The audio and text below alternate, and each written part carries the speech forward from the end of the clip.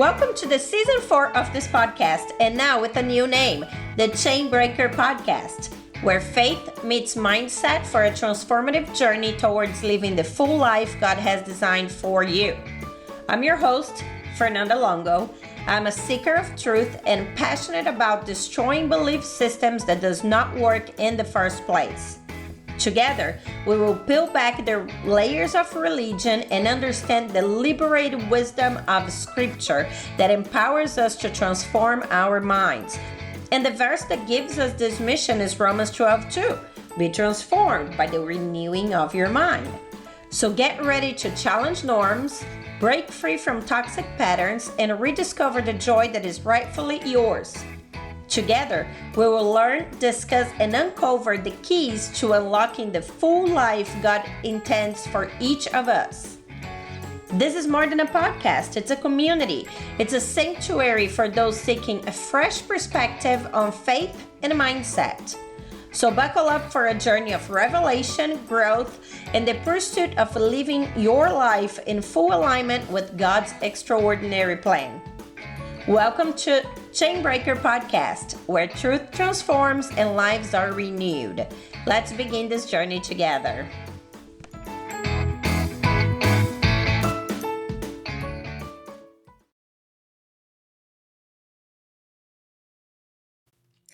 Hello, friends. Today I want to talk to you about the problem with scarcity. And scarcity is one of the biggest problems that we have in the world today, and it shows in so many different ways. You can think of scarcity like lack of money. I think that's where most people go first, right? You'll have more months in the end of the month than what you have money. That's scarcity. You can think of like a food, lack of resources altogether. You can think of more of an economic, like a political scarcity when there is when COVID happened, there was a scarcity of a toilet paper, for example. So you can think of a scarcity of gas when the price of gas go up, or price of food goes up, and we can go on and on. We can look more of a global prospect as well on scarcity as like people having no food. There are people around the world, a lot of people, billions of people with the B, that have a scarcity in their food supply, and people die of starvation in this day and age. So we can look at scarcity in either we're looking in our personal view or on a global view. You can see scarcity everywhere. And the big problem with scarcity is that it's not the way God designed the world to be. Okay, so if we look at the first page of the Bible in Genesis 1, that's where God's design for the world is. And every day, as God created new things, He said it was good. And we can, just in the first page of the Bible, I could probably do 100 hours of podcast episodes, but today I'm going to focus on this topic. But as God creates, He creates fruit trees that will grow fruit for food, and He create animals, and those animals are given the opportunity to be fruitful and multiply. So everything, the way God created, is to keep growing and keeping happening.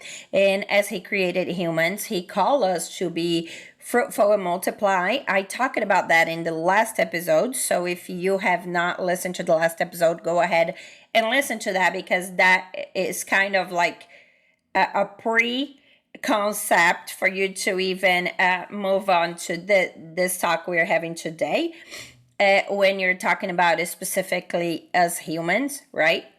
But Be fruitful and multiply is way beyond having children. It includes having children, but that's not the only thing that is included in be fruitful and multiply.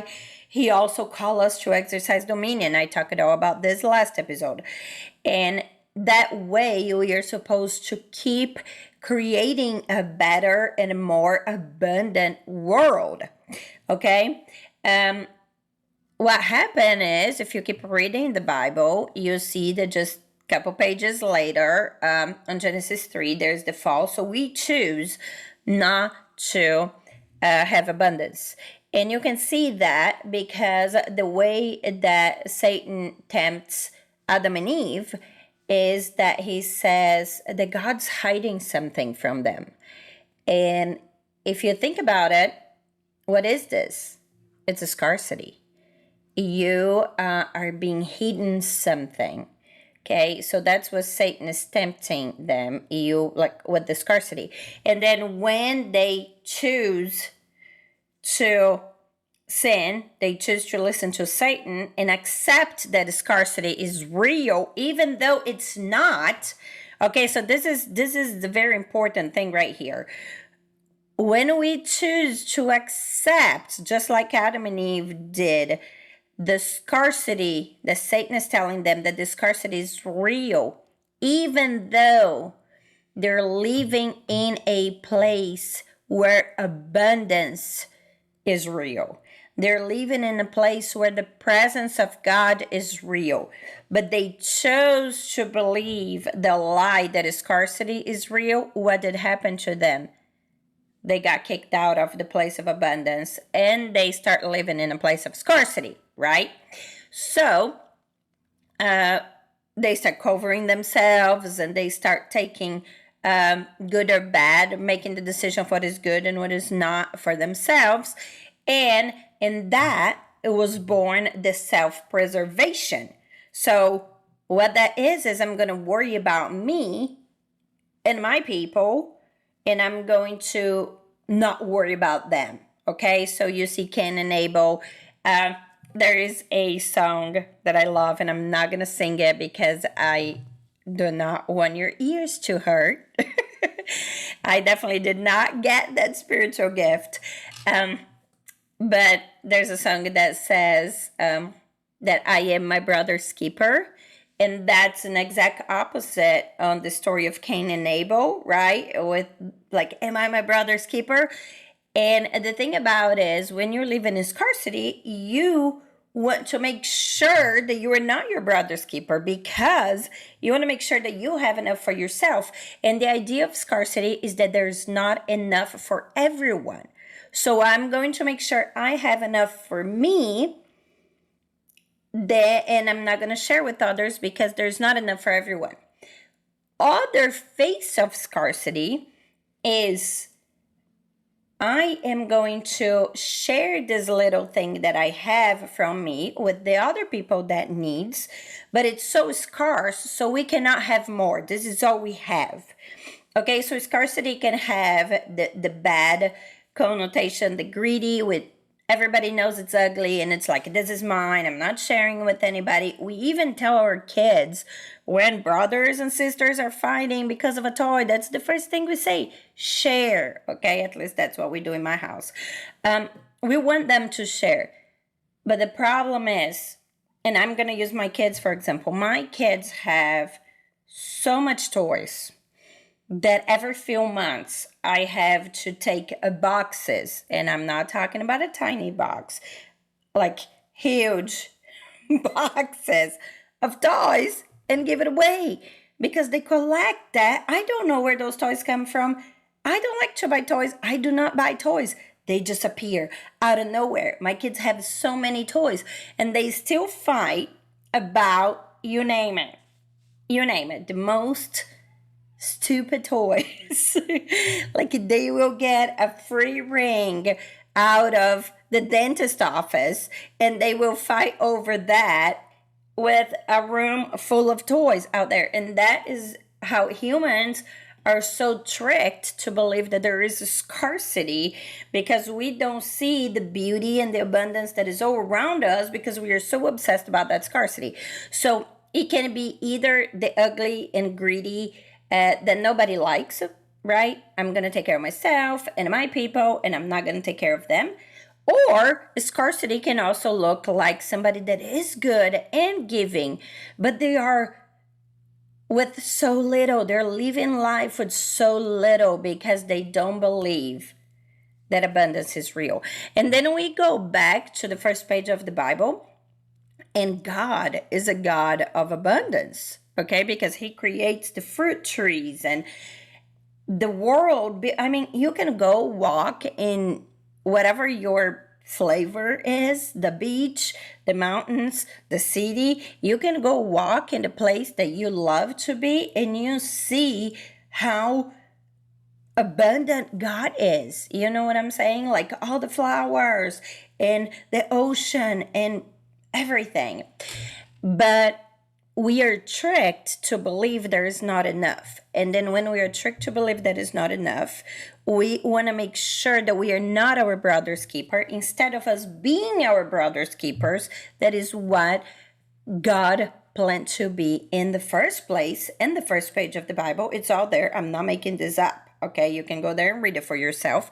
Very easy to find. First page.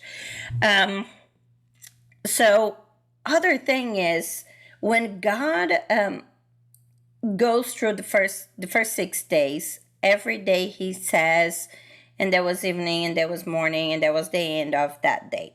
Okay, in day 7, God does not record the end of that day, and there is a million things, a million symbolisms inside of that, but it's specific on the topic we are talking about.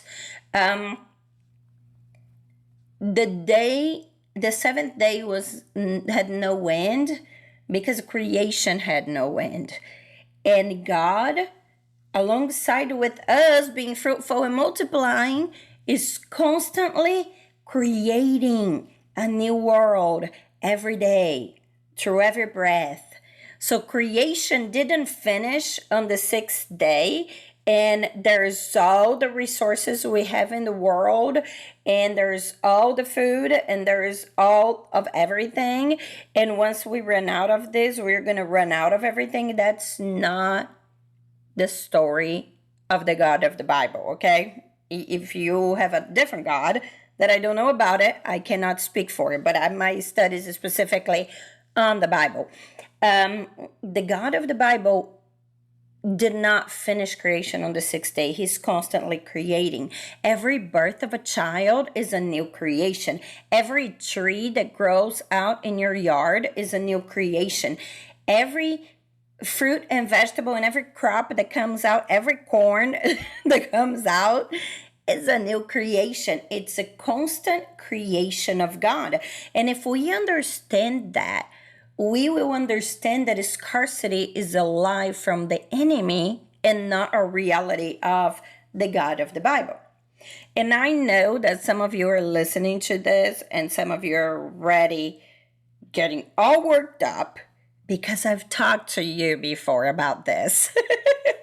Getting already worked up about the prosperity gospel. Is this a prosperity gospel? Once again, go to the Bible, easy to find, first page, read it for yourself. But I'm going to just talk about that for a second. So if you are that person, we can take that out of the way, okay? So the prosperity gospel means that you are going to ask and God's going to give, like He's a genie on, like the Aladdin movie. You know what I'm saying? This is not what God is saying, because, and if you continue to read the Bible, which is a big book, you will see that God managed the world with the big picture view. I am a very much of a big picture person. I am not into details at all. If you know me, you know this to be true. And anyway, my mind is already going anywhere. I'm not into details at all. But God's way more big picture than I am. But me having a big picture view, I can kind of relate to how the Bible is written, because the Bible is written on a big picture view. Sometimes I feel like people are so obsessed with verse by verse, and sometimes all we need to do, we need to take a step back and look at the Bible with more of a big picture view of the full story and what that means. And if we do that, we're going to stop taking little verses out of context to prove a point, right? So back to the prosperity gospel situation. The prosperity gospel is genie on a lamp, right? What I'm saying here is that if God created the world with his word and his abundance, and he created the world to mirror heaven, because that's what he did. And if you read again in the first page of the Bible, heaven and earth is together. And spoiler alert, that's what is the last page of the Bible too. So the idea is that the heaven and earth go back together, okay? So we are not going to go to heaven and stay there. Heaven is going to come to here, okay? So if heaven and earth is together and God created the world to be the abundance of heaven, me saying that the world is bad and scarce and it's ugly and people are terrible, I am saying that God's creation is bad and scarce and terrible. Okay, if God created the world to mirror him, and he is the infinite creator of all things, and he created the whole world in 6 days, you really think he cannot create a roll of toilet paper for you during COVID? I mean, seriously, he can create the whole world, but not a roll of toilet paper or whatever you are needing. Okay, I'm just giving this example because everybody knew about the toilet paper situation, so everybody can relate to that. So us saying that God does not create abundance, it goes contrary to who God is, and it goes contrary to the words of Jesus in John 10:10, that he said, I came so you can have life and live it abundantly.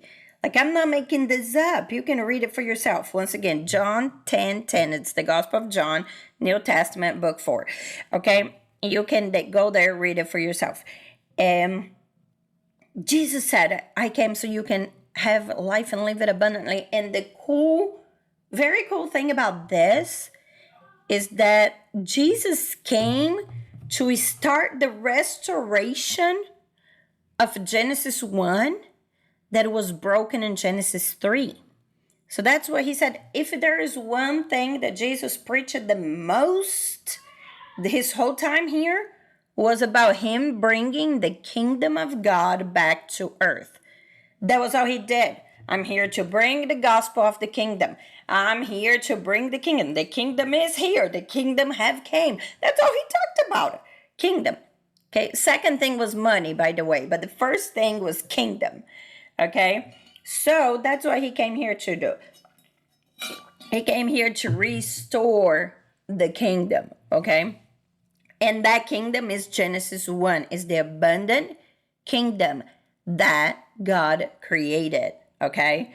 So, what that means in our real everyday life, and I hope that kind of give you a prospect of the prosperity gospel versus the gospel. And let me tell you one last thing, and then I'm going to move on.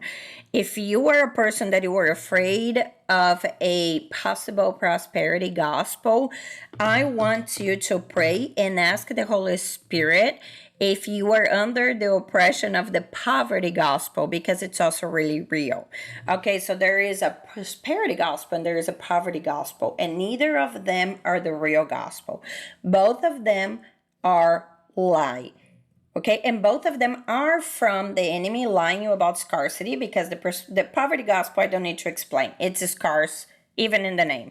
The prosperity gospel, it's scarce because it tells you that you don't have what you want. And that's why you need to want those things, and you need to ask God to give it to you because you don't have it. The real gospel is that God already made you whole and complete, and God made you worthy, and you have all you need, and you have the strength and the wisdom to acquire things that you and your family may need in the future. When you need the manna will fall off from heaven. But God may tell you to go and create some bread. You ask for a table, God may give you the tree to cut down and then make the table. Okay? So there's moments that God will come in and do a supernatural work, like bringing manna from heaven.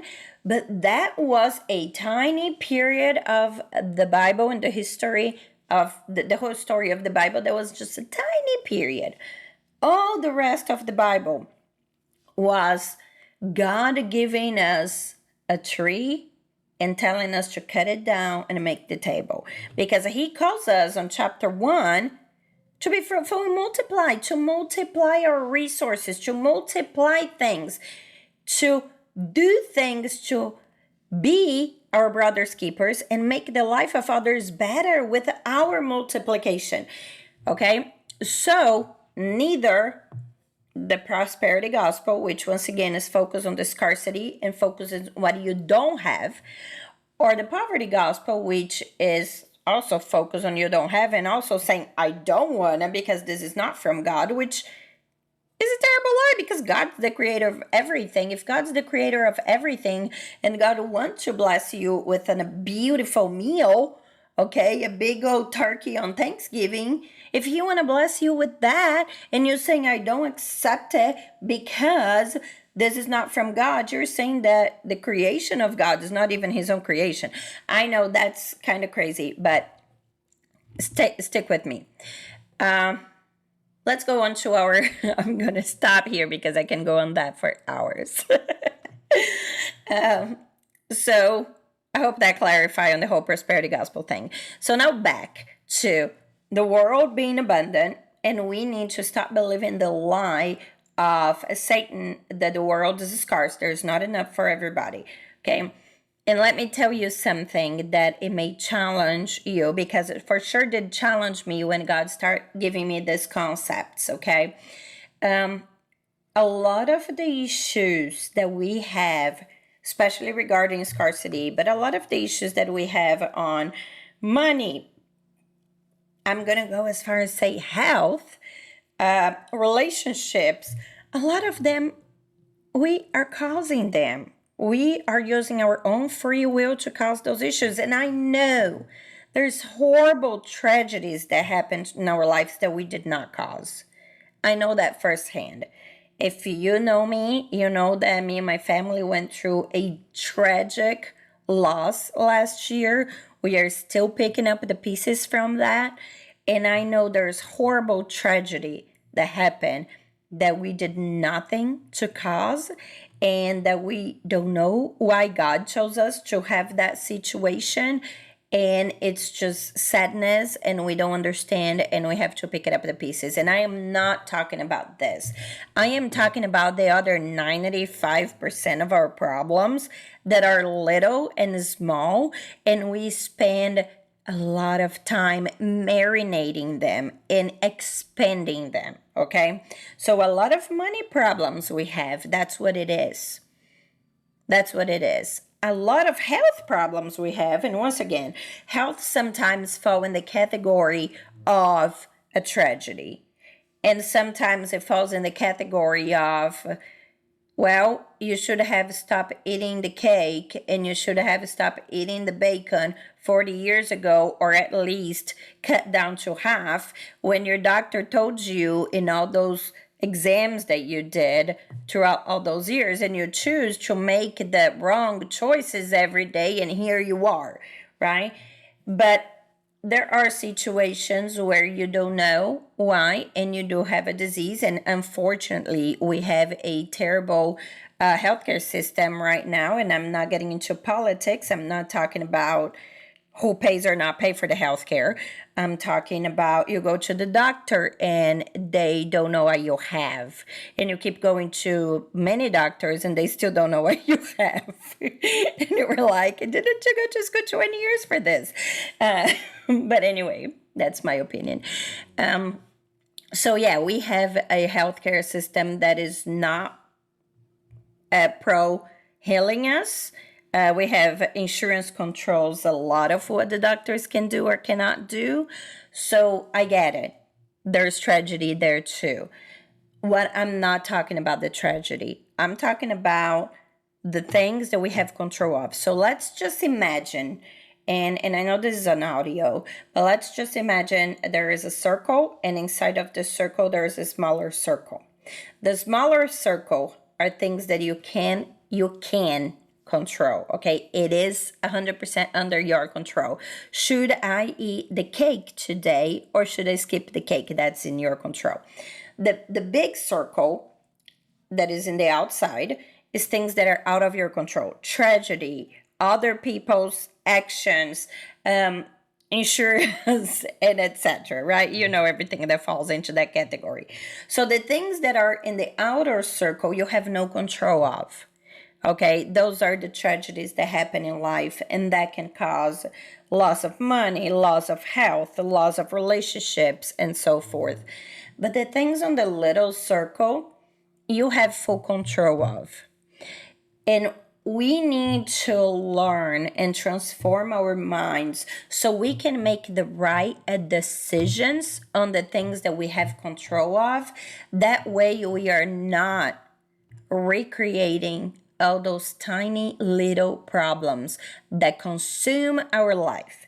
Because if you sit down and write in a piece of paper all the problems that you have in your life, except few of us that had recent tragedies, except few of you guys that had, you know what I'm saying, tragedies that happen in your life, most of those items that we're going to find is under our control. And I am talking not just to you, I'm talking to myself. I'm going through some health issues right now. And I know that a lot of the health issues that I'm going through is because of the years of unhealthy habits that I had. And now I'm having to pay for it. And now I'm having to make hard decisions of, do I want to continue to increase my pain but keep those behaviors? Or do I want to change behavior and actually get quality of life? Right? So that's where our control is. That's where our free will can be used. The same thing is with money. The same thing. So where in your circle of control are you making the wrong decisions about money? Or where in your circle of control are you making the wrong decisions about relationships? Okay, boundaries is a big one.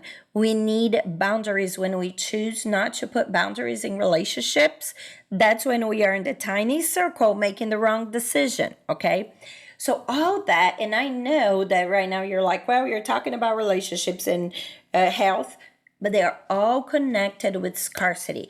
Because in relationships, I'm going to tell you what, is the scarcity of love. You think, if I put boundaries, that person's not going to love me.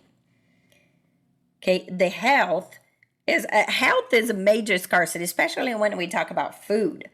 Say, I want to eat the cake and the bacon and drink the beer and do all the delicious things. Why do I have to drink that celery juice that is terrible? As if making the right choice is a scarcity. And all the fun and all the good stuff, it's in the unhealthy. Like, do you see how our mind is just going the opposite way?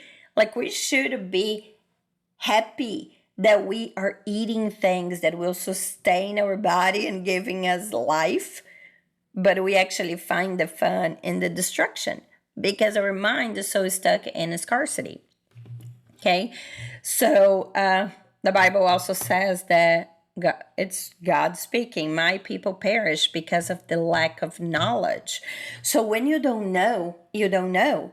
There's a lot of mistakes that I made in my life. Some of them I knew, but some of them I didn't know. And now I know better. When you know better, you do better, right? So you're not going to look back and say, oh crap, now I'm going to have to pay with my health, which is my life example. I am going to, my health, I'm paying for all those years of extremely unhealthy choices.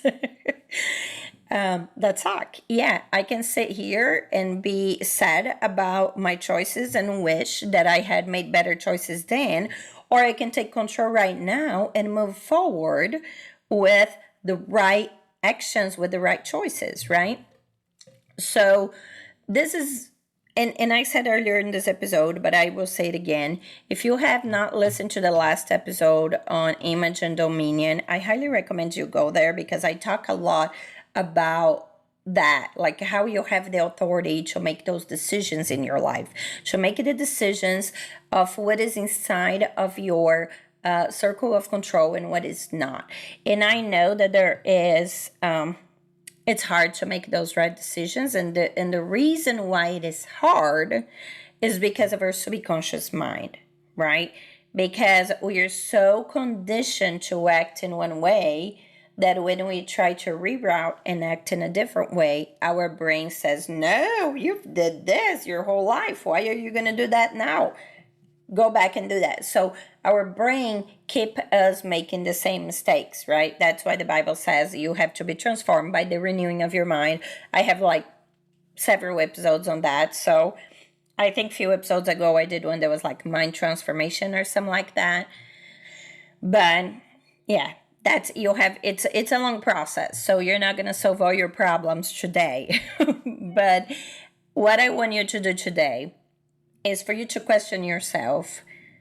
Do you believe in abundance?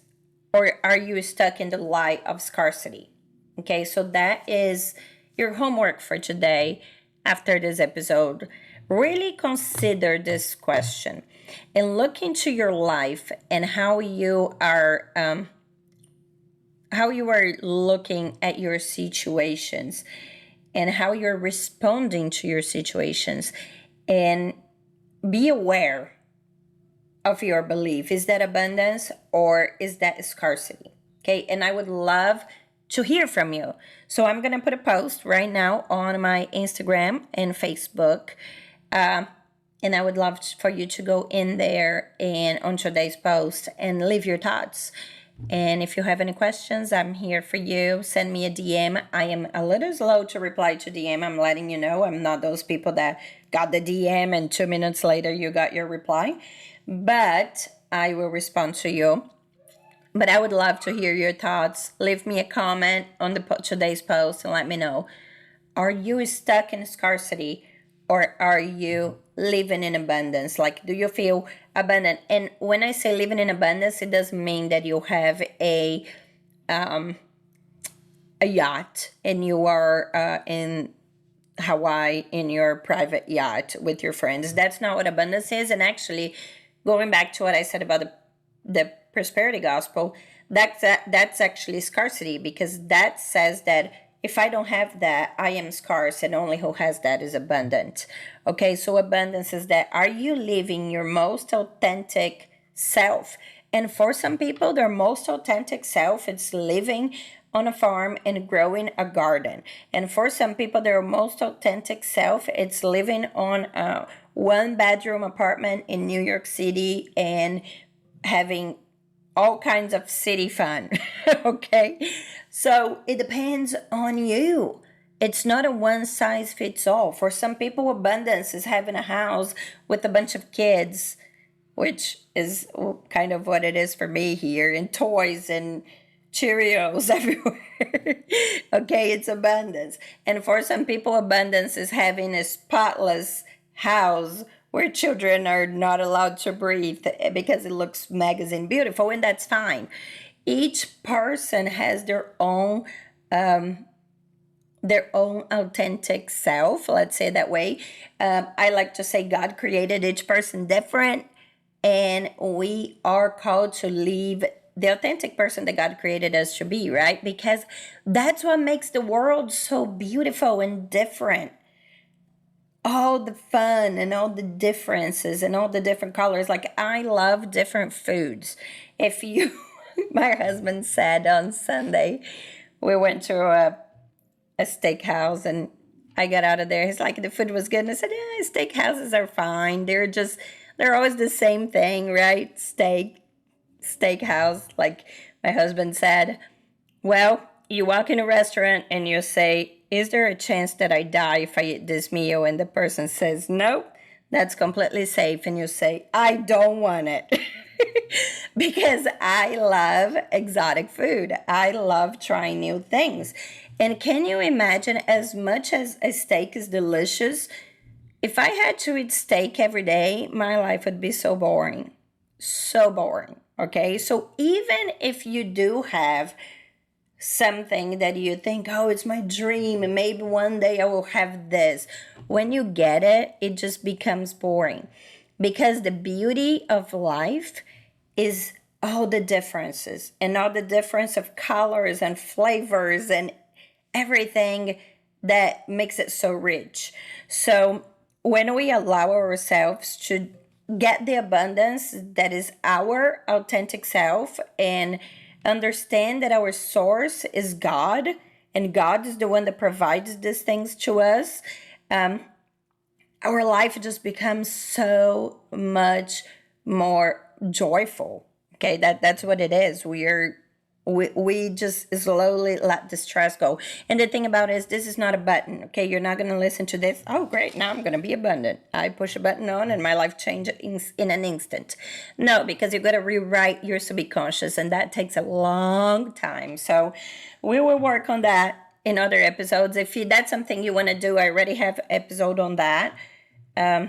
I'm going to put in the show notes because I don't remember, but it's probably a few episodes ago. I'm talking about like a mind transformation. So go and listen to that too if you have not.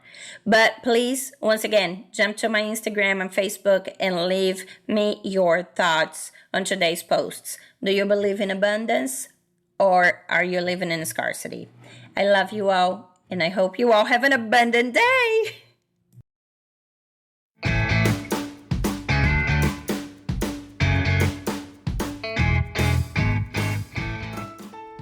Thank you for listening to this episode.